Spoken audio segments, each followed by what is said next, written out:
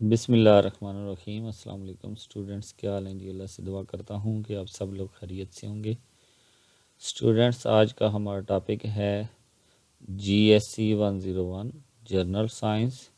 इसका lecture number 30 हम करने जा रहे हैं, जो कि बायोलॉजी का लेक्चर नंबर 2 है। इसमें हम सेल थ्योरी के बारे में डिस्कस करेंगे और सेलुलर कंपोनेंट्स के बारे में डिस्कस करेंगे। तो सबसे पहले जो क्वेश्चन आपने मोस्टली जो याद रखना है वो ये वाला है कि what is the cell theory. Cell theory क्या है, इसके बारे में आपने बहुत सी चीज़ें जो हैं वो डिस्कस की होंगी, लेकिन यहाँ पे उन्होंने शॉर्ट फॉर्म में लिखा हुआ है cell theory in its modern form state. जो एक मॉडर्न फॉर्म है सेल थ्योरी की वो क्या है, all living organism are composed of one or a more cell. यानी कि जितने भी ऑर्गेनिज्म हैं, लिविंग ऑर्गेनिज्म हैं, वो एक या एक से ज़्यादा सेल से मिलकर बने हैं। ठीक है। Cells are the smallest living things. Cell जो है सबसे छोटी जानदार चीज़ है। The basic unit of all living organism, और तमाम जानदार चीज़ों का बेसिक यूनिट है। इसके बाद cell arise only by division in pre existing cell. Cell जो है वो तब बनता है जब एक मौजूद सेल जो है वो डिवाइड होता है। ठीक है। इस तरह उससे मिलकर और भी सेल्स बनते हैं। ठीक है।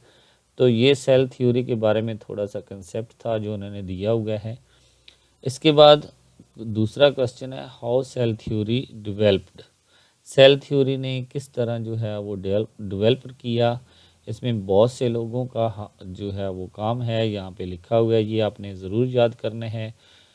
सबसे पहले जो बात की थी सेल के बारे में, cells were first described by Robert hook.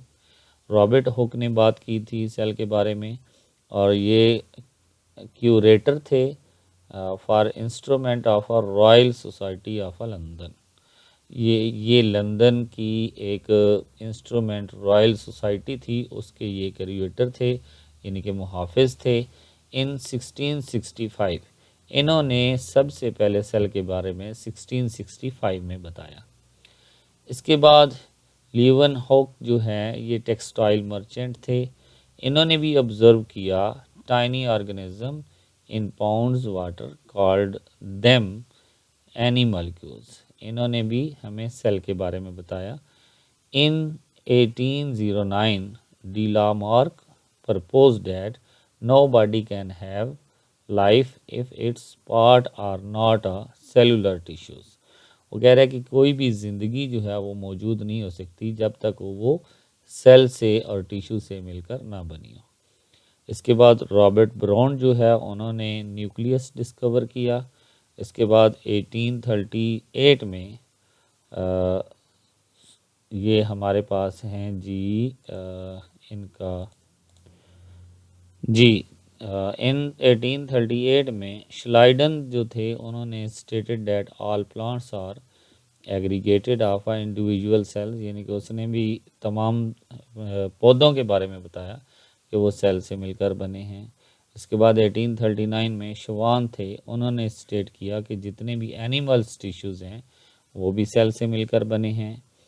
इसके बाद Virchow propose that cells arise from pre existing cell, ये हम ऑलरेडी पढ़ चुके हैं। इसके बाद Pasteur provide the experimental proof of the for the above. इन्होंने ये तमाम चीज़ों को एक्सपेरिमेंटल प्रूफ जो है वो दिया। इसके बाद सेलुलर कंपोनेंट्स के बारे में डिस्कस करते हैं। Cell consist of a several components. Cell में बहुत से कंपोनेंट्स मौजूद होते हैं। Some important and common ones are discussed below. कुछ उनमें से जो ज़रूरी हैं, जो आम डेली लाइफ में हम नाम सुनते भी हैं, वो हम डिस्कस करेंगे। जिनमें सबसे पहले cell membrane, cell wall, cytoplasm, skeleton, organelles. Organelles में कौन कौन से, फॉर एग्जांपल न्यूक्लियस, राइबोसोम्स वगैरह, ये सारी चीज़ें जो हैं ये क्या हैं, कंपोनेंट ऑफ अ सेल हैं। ओके। इसके बाद यहाँ पे ये एक पूरा सेल दिया हुआ है, इसके अंदर ये सारे इसके क्या हैं, कंपोनेंट्स हैं। ये माइटोकॉन्ड्रिया है, ये न्यूक्लियस है, ये एंडोप्लाज्मिक रेटिकल में है, ये राइबोसोम्स हैं, ये सेंट्रियूल्स हैं, ये छोटे छोटे जो हमारे पास ये राइबोसोम्स हैं। ये दो सेंट्रियूल्स आपको ग्रीन कलर के नज़र आ रहे हैं, सॉरी ये लाइजोसोम्स हैं, और सेंट्रियूल्स ये हमारे पास येलो कलर के नज़र आ रहे हैं, ठीक है। और ये माइटोकॉन्ड्रिया है, ये हमारे पास ब्लू कलर में बड़े नज़र आ रहे हैं। इसके बाद ये छोटे छोटे जो ब्लू कलर में हैं ये राइबोसोम्स हैं, ठीक है। इसके अलावा ये हमारे पास गोल्जी कॉम्प्लेक्स अपरेटस हैं, ठीक है, और ये हमारे पास न्यूक्लियस है। ये जितने भी हैं इनको हम कहते हैं कंपोनेंट ऑफ अ सेल, यानी कि इन तमाम चीज़ों से मिलकर एक सेल बनता है, ठीक है। तो सबसे पहले हम सेल मेम्ब्रेन के बारे में डिस्कस करते हैं, ठीक है। आज के लेक्चर में हम सेल मेम्ब्रेन और इसकी वर्किंग के बारे में डिस्कस करेंगे, और नेक्स्ट लेक्चर जो है वो हम इंशाल्लाह सेल वॉल पे डिस्कस करेंगे, ओके। तो इस लेक्चर में हम आपको बताते हैं सेल मेम्ब्रेन क्या होती है। Cell membrane is the external most layer that cover the cell from the outside. Cell membrane एक सेल के ऊपर कवर होता है जिसको आप जिससे आप क्या करते हैं, सेल को बैरूनी मामलात से महफूज रखते हैं, ठीक है। Function of a cell membrane, और जो सेल मेम्ब्रेन के फंक्शन होते हैं ये आपने अच्छे से याद करने हैं। It act as a barrier, ये बैरियर के तौर पर काम करती है, यानी कि ये चीज़ों की रुकावट भी करती है। It's separate the cell from environment, ये जो होती है ये सेल को एनवायरनमेंट से अलग करती है। It provides protection to the inner parts of a cell including all organelles, ये जितने भी सेल के अंदर चीज़ें मौजूद होती हैं यानी कि ऑर्गेनेलीज जो मौजूद होती हैं उनकी हिफाजत करती है।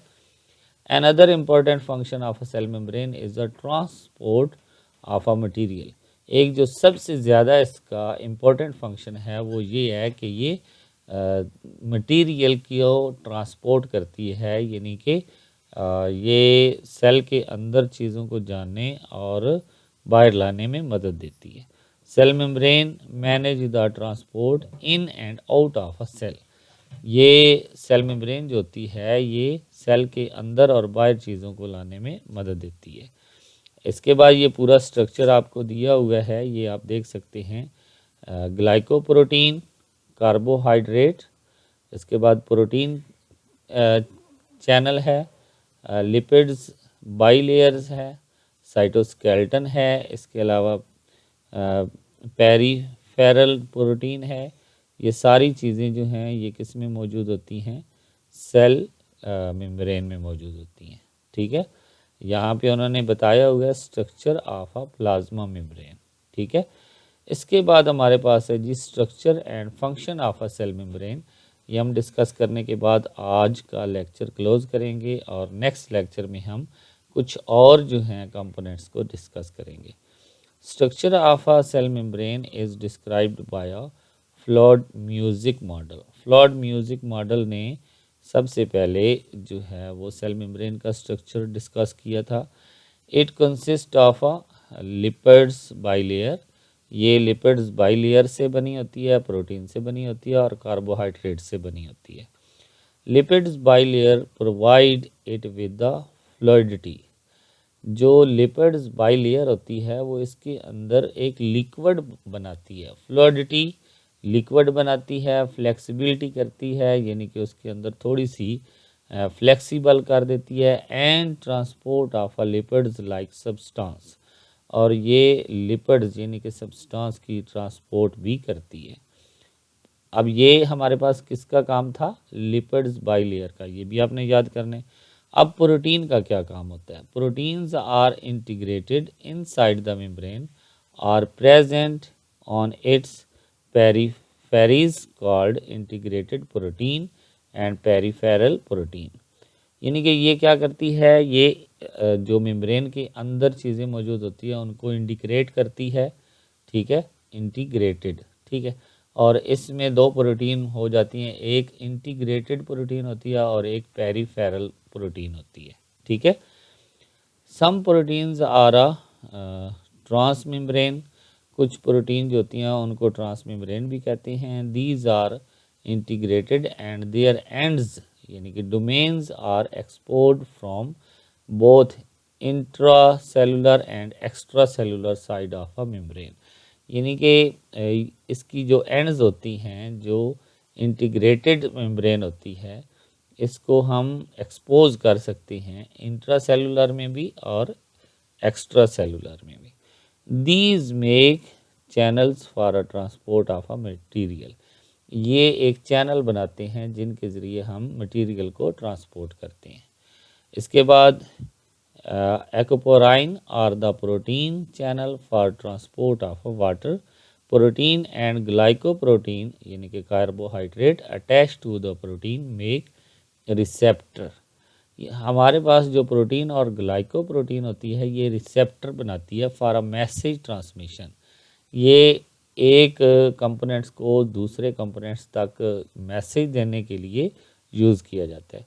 Cell carry out their message transmission with other cell, इससे वो एक सेल जो है वो दूसरे सेल के साथ भी रब्ता कर सकता है और इन्वायरमेंट या वो इन्वायरमेंट का भी पता लगा सकता है with the help of these glycoprotein mostly. ये इन जो प्रोटीन्स होते हैं, ग्लाइकोप्रोटीन्स होते हैं, इनको यूज़ करके वो एक तो इन्वायरमेंट का पता कर सकता है और दूसरा वो एक सेल से दूसरे सेल के साथ रब्ता बना सकता है। वी कॉल दीज रिसेप्टर, इसी वजह से हम इसको क्या कहते हैं, रिसेप्टर्स कहते हैं।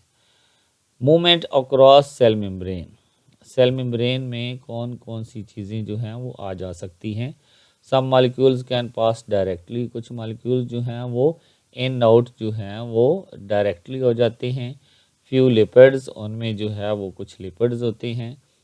Other molecules need channel to pass through, और बहुत से ऐसे होते हैं जिनको चैनल बनाना पड़ता है, रास्ता बनाना पड़ता है। Channels are made up of a protein, जो चैनल बनाया जाता है वो प्रोटीन से बनाया जाता है।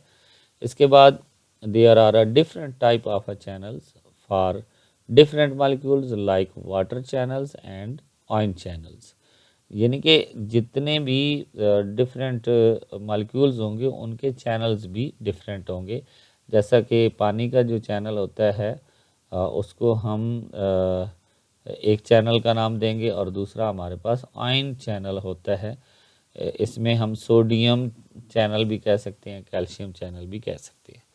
ओके स्टूडेंट्स, इंशाल्लाह नेक्स्ट वीडियो में हम इंशाल्लाह बाकी कंपोनेंट्स के बारे में डिस्कस करेंगे और उससे नेक्स्ट लेक्चर में हम इंशाल्लाह जो है वो ऑर्गेनेलिज के बारे में डिस्कस करेंगे।